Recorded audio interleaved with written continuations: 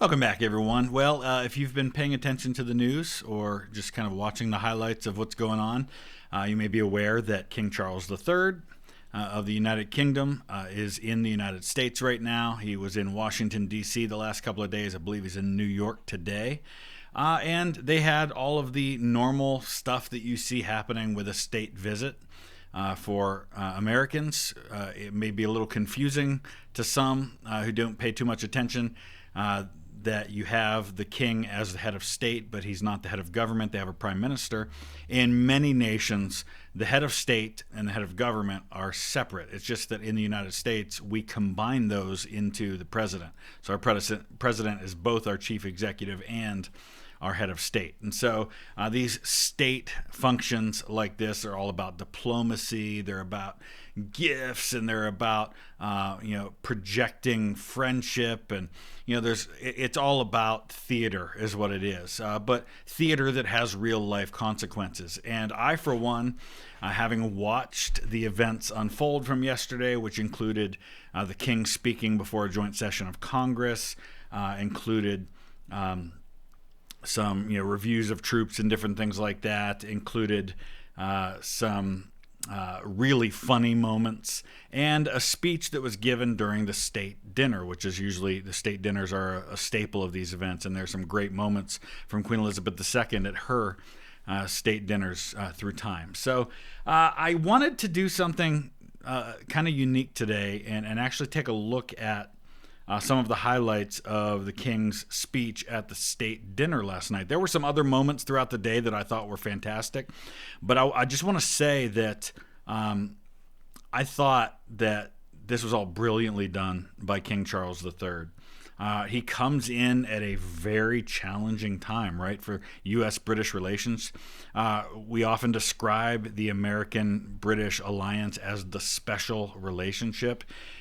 Highlights in the past few decades include the relationship between Bill Clinton and Tony Blair, who had a very close working relationship. We've seen others, Margaret Thatcher and Ronald Reagan. But it seems like it's strained right now, right? And a lot of that has to do with Donald Trump and his foreign policy and some of the inflammatory statements that he has made, whether you agree with the truth of them or not. And so the king's coming in at a pretty challenging time, and he's got a very narrow kind of pathway that he's got to walk, and I thought he threaded it perfectly. He didn't back down. He said some hard things, I think, to Donald Trump and to the United States, but did so with humor and with grace in a way that made it disarming and didn't make it sound like it was an insult, but really kind of came across more as like our big brother kind of challenging us to be better a little bit. And there's a lot more to it that I could highlight, but I just want to watch this video, and I'm going to kind of pause and break it down, give some historical context where it's appropriate. For some of you, you're going to be like, come on, you're explaining things to me that I know. But understand that everybody watching this video is at a different place, and some people don't have the historic context that you and I might have.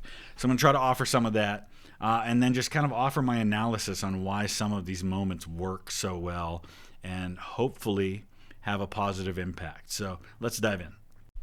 My family's history remains reflected in your maps, which read rather like our Christmas card list across the ages. North and South Carolina, Virginia, Maryland, and the cities of Charleston, a particular favorite of mine, obviously. So North and South Carolina, Carol being from the Latin for Charles. That's why the name can also be Carl at times. So, Charles the 12th of Sweden, as we call him, was Karl the 12th for them. So that's named after one of the Charleses. Remember, the kings of, or the monarchs of the United Kingdom, and before that England and Scotland, all descend from, all of them trace their family line all the way back to people like Edward III, for example. So in the case of the current King Charles, Maryland, for example. A lot of people think Maryland is because Maryland was a Catholic colony that's named after Mary, the mother of Jesus. It's not. It's actually named after Henrietta Maria, who was the queen of Great Britain, I guess, at the time of England, Queen of England and Scotland. She was the wife of the King Charles the First, I believe. So she would be like an aunt to this current King Charles. Virginia, named after Queen Elizabeth I, who is a cousin to King Charles. The current royal family all descend from Henry VIII's sister, who was married to King James IV of Scotland. Georgetown, and for that matter, Georgia, Annapolis, as you mentioned, and further favourites, Prince William County and Williamsburg. This said, our French friends can feel equally at home with a glance at a map. Indeed, you recently commented, Mr. President, that if it were not for the United States, European countries would be speaking German. Dare I say that if it wasn't for us, you'd be speaking French. So this is a great example of this, right? He's taking a statement that could have potentially been inflammatory by the President of the United States. You know, this attitude that, oh man, if it wasn't for Americans, you'd all be speaking German. And I wish we could just set that aside. I know we're all about American exceptionalism, but the United States did not win World War II on its own. And the argument that without us, World War II wouldn't have been won could also be applied to the British, could also be applied to the Russians. It was a collaborative effort, and it took all of us working together against a common enemy to achieve that. And this idea that we've got to try and take credit for it to the expense of others it's pointless and doesn't serve anything. And nobody owes us anything because of what we did in World War II for them. But he makes it into a joke, and he reminds the United States that there have been times that we've needed other allies too. And he's referring to the French and Indian War, of course, which is before the United States existed. But you could equally say that, without the French, we'd still be British because of their help in World War II. In the Revolution. So these are just this is the way that he does that. And you see he smiles and he laughs and everybody has a good time, but the point gets made. And I think Charles is great at this. See, everybody in the room's having a good laugh. Trump's probably, I don't know what he's thinking. I never really know what he's thinking, but...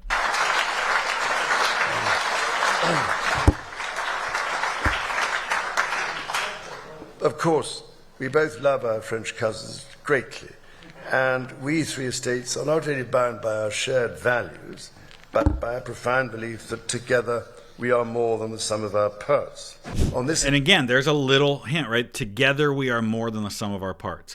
The attitude has been lately coming from the administration that, the United States is doing this all on our own and nobody's helping us, and we don't need you anyway.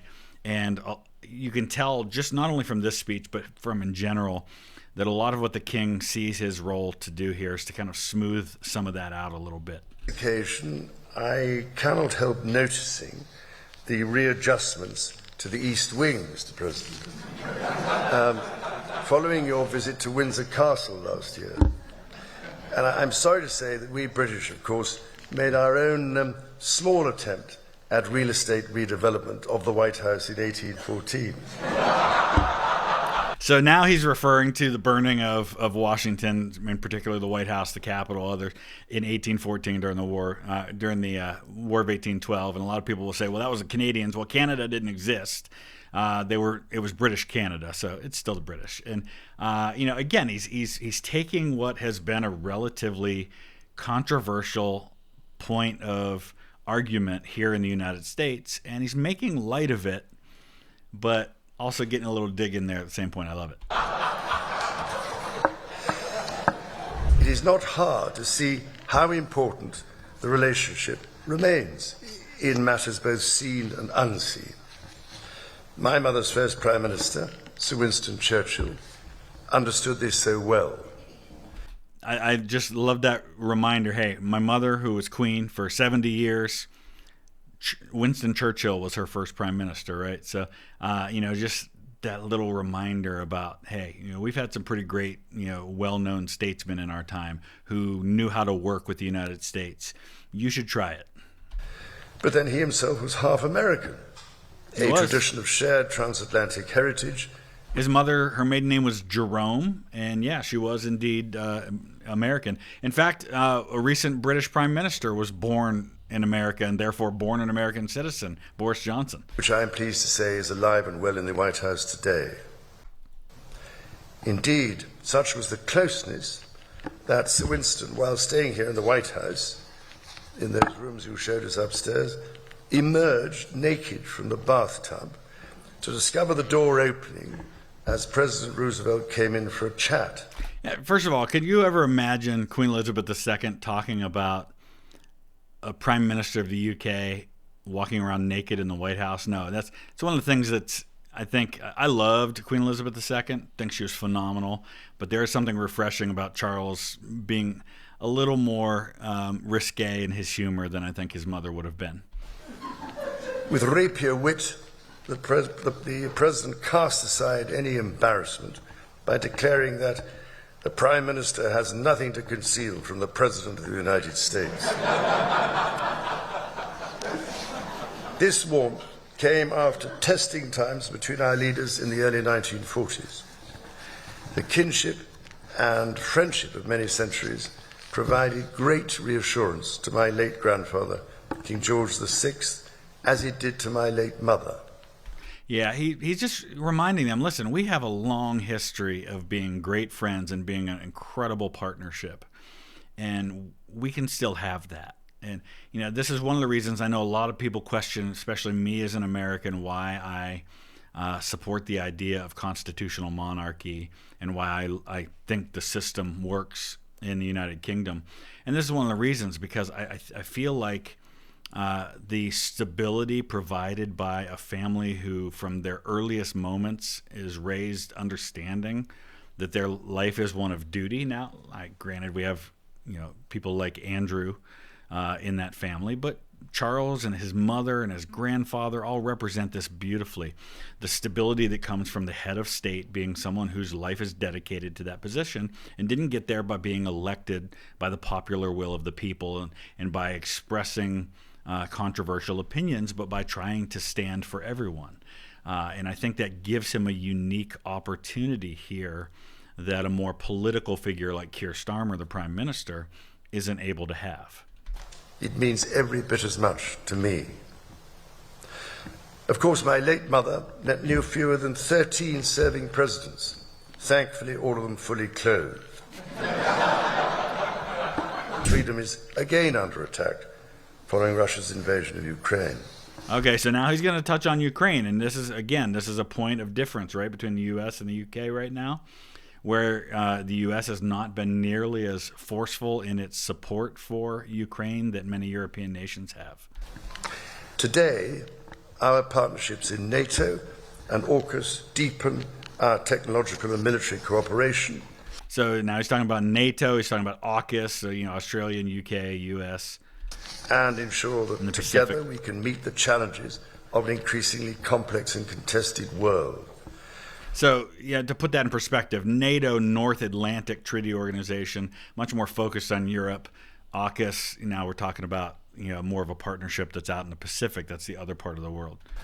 And speaking of submarine alliances, this is cool. There was one particular AUKUS predecessor, launched from a UK shipyard in 1944, that served for the majority of her life attached to the 4th Submarine Squadron in Australia, playing a critical role during the war in the Pacific. Her name? HMS Trump. So tonight, Mr. President, I am delighted to present to you, as a personal gift, the original bell which hung on the conning tower of your valiant namesake. May it stand as a testimony to our nation's shared history and shining future. Now, I think it caught the king a little off guard that Trump stood up there, but think about this. I mean, this is, again, I find this brilliant because we're talking about Donald Trump, who I think even his strongest supporters would acknowledge has a huge ego. And having a big ego is not necessarily always a negative thing. I think it is. I think it's a personality trait that needs to be tempered by humility. but he definitely has one. And this is kind of stroking that ego, right? Here's a gift that, Donald Trump, who loves to put his name on everything and now is slapping his face on our passports, this is the kind of thing that is going to soften him toward you. And it's going to make the tough things you might say to him be received better, in theory at least. And should you ever need to get hold of us, or just give us a ring? Again, we're still here. We're your friends. We've still got your back. I love this. It would be easy to ramp up the tension. And, he could have, a lot of people were calling for him to cancel the trip altogether. But no, he came, he smoothed it. I've been talking to a lot of people who aren't even really monarchists, don't really care for the British monarchy, who have been saying, you know what, Charles hit it out of the park with this visit. And I believe he absolutely did. So well done.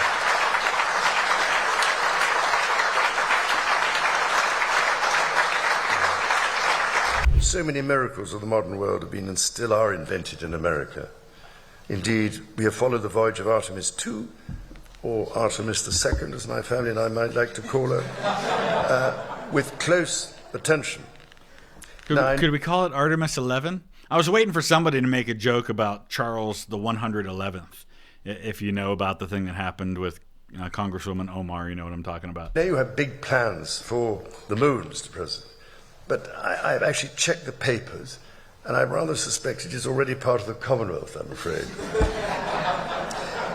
Ladies and gentlemen, on this week's visit, I look forward to meeting the people and communities of this dynamic country, including celebrating some of the work of my King's Trust, which it has been doing in these communities.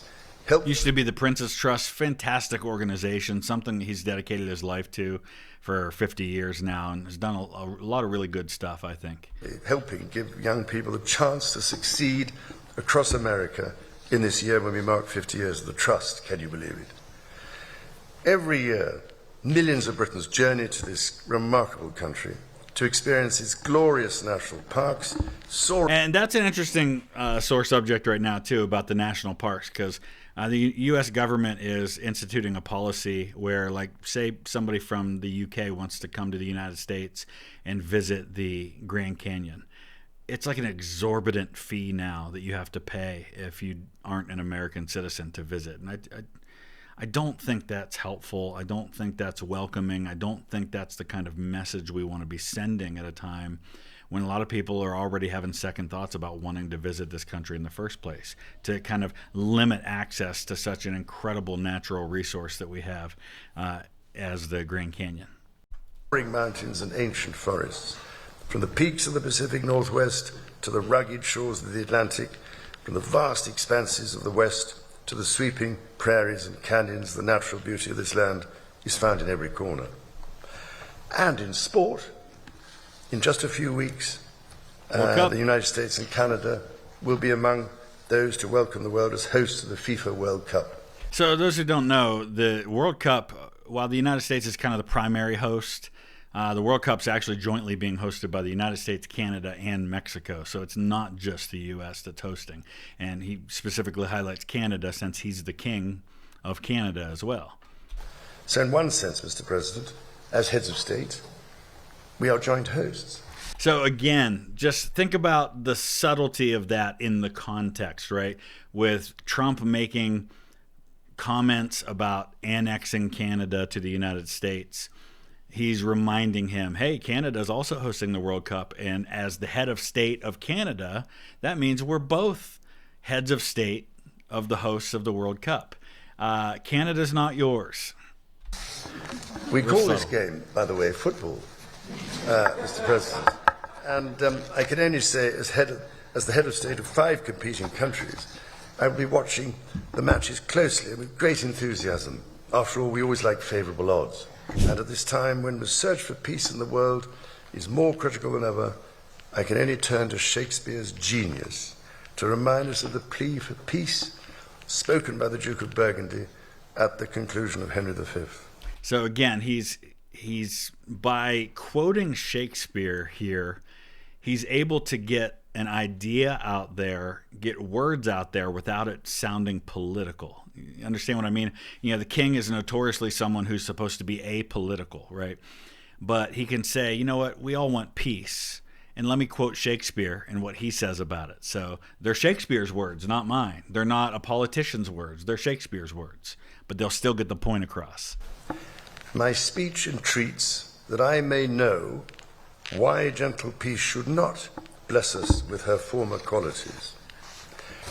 Thank you, Mr. President and Mrs. Trump, for your splendid dinner this evening, which, may I say, is a very considerable improvement on the Boston Tea Party.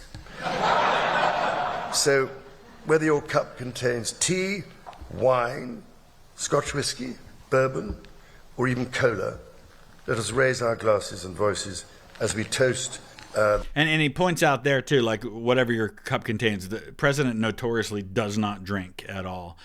He had a brother who was alcoholic, who suffered greatly because of his alcoholism. And so that's something that, whatever you want to say about Donald Trump, that's something that has always been, I think, a positive of his character, that he said, you know what, I saw what alcohol did to my family, and I'm not going there.